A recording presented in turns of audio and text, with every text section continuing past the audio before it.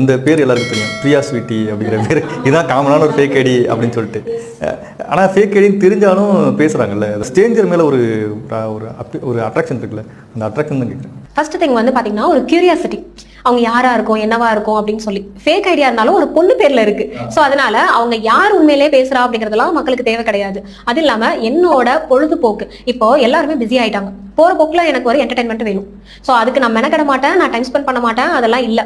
எனக்கு வந்துட்டு அது பின்னாடி இருக்கிறது ஆனா இல்ல உண்மையிலே பெண் தான் பேசுறாங்களான்லாம் தெரியாது, ஐடியில இருக்குல்ல. ஸோ அது போதும் எனக்கு. ஸ்வீட்டின்னு பேர் வச்சா அவங்க ரொம்ப ஸ்வீட்டா இருப்பாங்கன்றது மென்டாலிட்டி.